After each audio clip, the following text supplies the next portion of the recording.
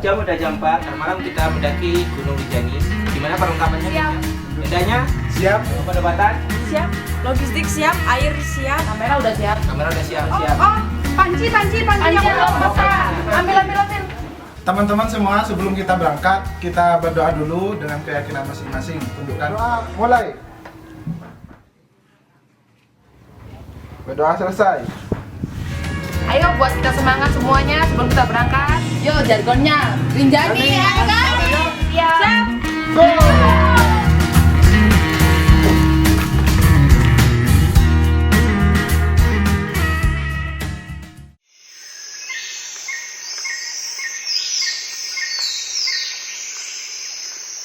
Ayo semangat. Puncak, puncak. Mas masih jauh kah? Aduh. Lagi kok. Jalan 3 kilo lagi lah. Oke. Bentar lagi ya. Aduh.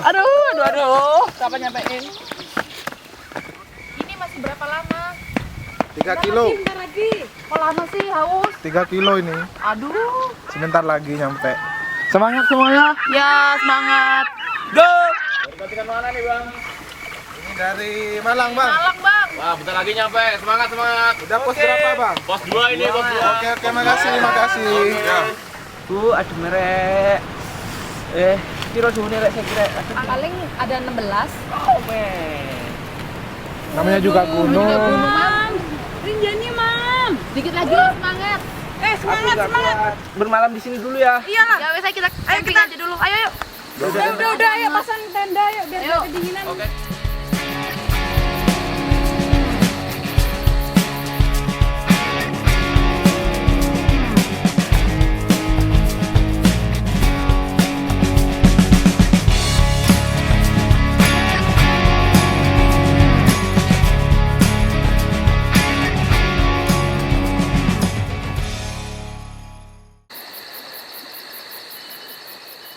Dingin.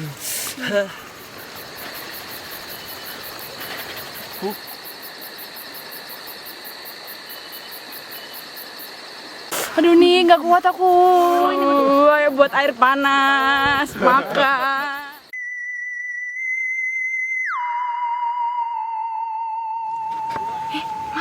Kita apa? Imam, kenapa Imam? Imam. Mam, kamu kenapa ya? Tolong, Imam, tolong.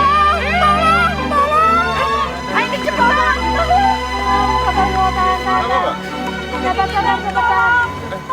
Mas, tolong mas. Kenapa ini, Mas? Ini kayaknya kedinginan banget ya mas. Ada itu enggak? Tisu enggak? Ada tisu enggak? Ada tisu. Tolong, Mbak. Air. Mas, bisa minta tolong. Teman Mas ini mengalami hipotermi dan juga mengakibatkan dia itu mengalami frostbite, Mas. Jadi dia membutuhkan kehangatan. Saya bisa pinjam jaketnya dulu, Mas. Mas, tolong jangan terlalu banyak gerak ya, Mas ya. Santai. Mbak, tolong yang satunya dikayain ini, Mbak. Tolong ya. Iya, makasih mas. Yang itu juga, Mbak. Di sela-selanya, Mbak. Iya ini udah dekat saja. Iya. Ini air panasnya buat apa? Dan nanti udah mendengarkan, Mbak. Kita pindah aja gimana? Iya. Kita pindah ke dalam ya. Dimasukin ke dalam aja yuk. Minta tolong ya. Oke, hitungan ketiga ya. 1, 2, 3. Hati-hati, Mas.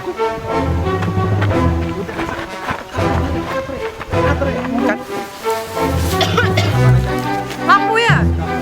Mas, tolong Mas, minta tolong segera ditransport, Mas. Tolong transport Mas ya.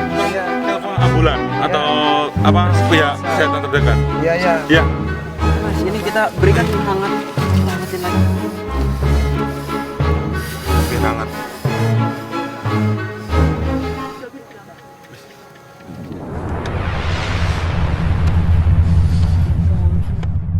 Frostbite.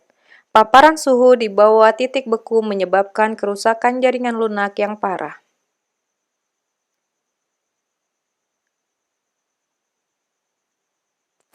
Jadi, bagaimana tubuh melindungi diri dari dingin? Tubuh memiliki kemampuan untuk mempertahankan suhu inti tubuh dengan proses termoregulasi. Selama dingin yang ekstrim, tubuh menerima sinyal dari reseptor sensorik, misalnya reseptor yang ada di bagian tangan atau kaki. Sensorik ini merupakan reseptor yang akan merespon terhadap dingin dan mengirim sinyal ke otak. Hipotalamus posterior akan bertanggung jawab untuk mengatur suhu tubuh selama terpapar dingin. Ini adalah hipotalamus anterior, bahwa bagian ini yang akan merespon terhadap panas. Setelah sinyal mencapai otak, otak akan mengirimkan sinyal tersebut untuk menanggapi suhu dingin dan akan mempertahankan suhu inti tubuh. Hal ini digunakan untuk menyediakan organ vital agar panas yang diperlukan agar tetap berfungsi dengan baik.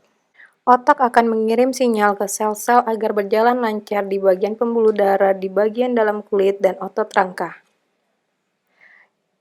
Ini adalah sel-sel otot polos dan sel-sel arterior.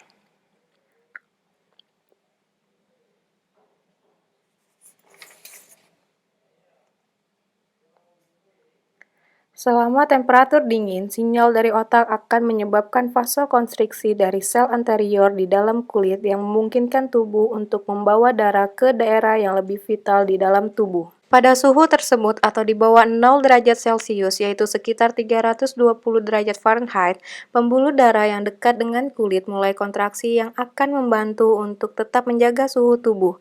Sinyal lain dari otak akan masuk ke otot rangka dengan cepat agar dapat menyebabkan keadaan menggigil yang membantu untuk menjaga tetap hangat.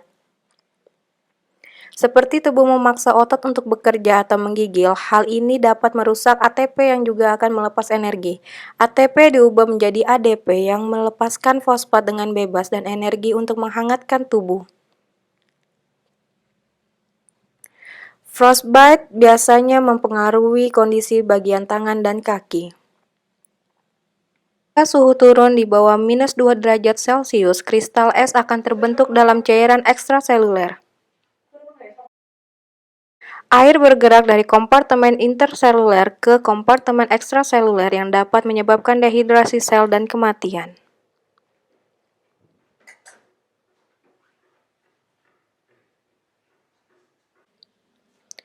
Ujung saraf sensorik akan dipengaruhi lebih awal dan kondisi ini dapat menyakitkan. Penyebab frostbite meliputi sirkulasi yang tidak memadai di bawah titik beku cuaca, pakaian yang tidak memadai, angin kencang, pakaian basah, sirkulasi yang buruk, sepatu ketat, merokok, penggunaan alkohol, diabetes, neuropatik perifer, dan obat tertentu seperti beta blocker. Pasien frostbite mungkin akan menyebabkan eritema kulit, edema, dan mungkin akan ada bintik-bintik merah di bagian kulit. Dalam kebanyakan kasus signifikan frostbite akan menyebabkan pelepuhan. Pelepuhan ini mungkin akan menyakitkan. Biasanya ada dua jenis lepuhan. Satu, jenis pertama dari lepuhan adalah lesi dangkal karena cedera ketebalan parsial. Dua, jenis kedua adalah hemoragik, di mana terjadi pembentukan lesi yang lebih dalam yang menunjukkan cedera ketebalan penuh. Untuk pengobatan, pertama, membungkus ekstremitas. Kedua, hangatkan orang tersebut dan membungkus dengan selimut. Ketiga, jangan menggosok atau memijat ekstremitas yang terkena. Keempat, cepat lakukan pemanasan pada suhu 40-42 derajat Celcius selama 15-30 menit. Jika terjadi lepuhan dan hal ini terlihat jelas dan putih, maka debrideman harus dilakukan. Jika lepuhan hemoragik, tiriskan lepuhan dengan meninggalkan bagian kulit overlaying yang utuh. Lepuhan hemoragik adalah tanda lesi lebih dalam dan mereka biasanya meliputi cedera yang sedikit lebih signifikan. Amputasi untuk jaringan nekrotik selalu tertunda. Ada kebutuhan untuk menunggu demarkasi zona cedera, di mana mereka selalu mengatakan jika beku pada bulan Januari mengamputasi di Juli, ekspektasi infeksi berat atau gangren gilles. Jika kondisi frostbite terjadi pada anak-anak, itu dapat menyebabkan tulang rawan atau mengalami gangguan pertumbuhan sehingga anak mungkin akan nanti berkembang menjadi lebih pendek.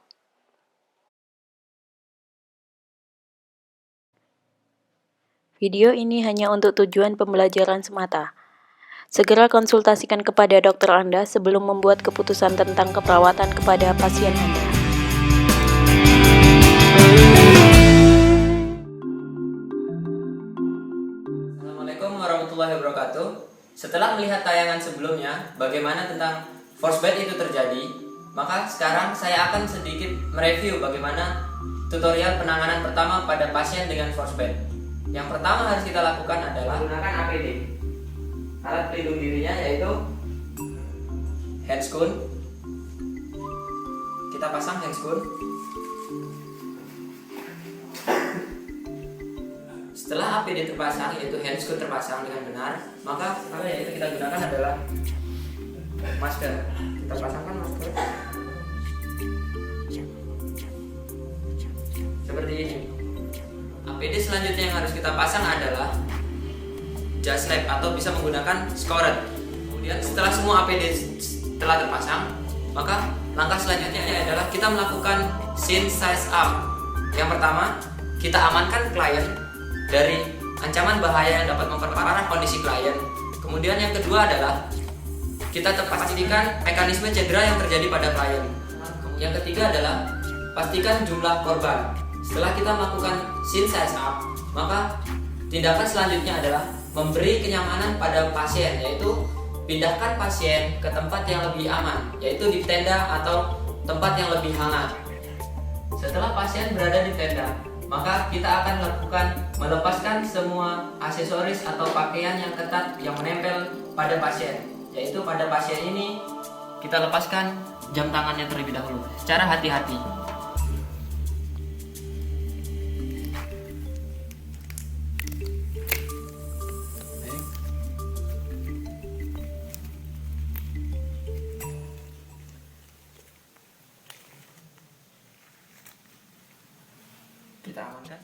Kita amankan.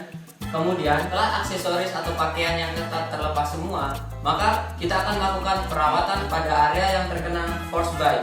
Yang pertama adalah kita memberikan selimut kepada pasien seperti ini. Berikan senyaman mungkin dan selonggar mungkin agar tidak merusak area yang terkena frostbite. Kemudian langkah yang kedua adalah kita menyiapkan air hangat seperti ini, air hangat. Kemudian kita bisa menggunakan kain atau waslap, kita tempelkan ke area yang terkena. Ketiga adalah hindari area jari untuk saling berdekatan atau melekat dengan cara kita siapkan kasa atau kapas, kita taruh di sela-sela jarinya. Hasil dari itu penanganannya yaitu seperti ini.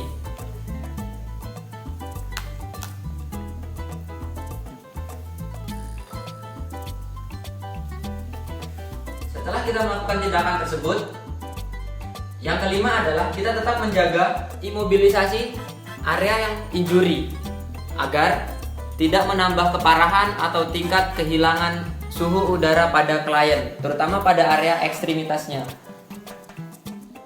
Langkah terakhir adalah transportasikan sesegera mungkin ke rumah sakit. Tutorial penanganan pertama pada pasien dengan frostbite. Semoga tayangan ini bermanfaat. Assalamualaikum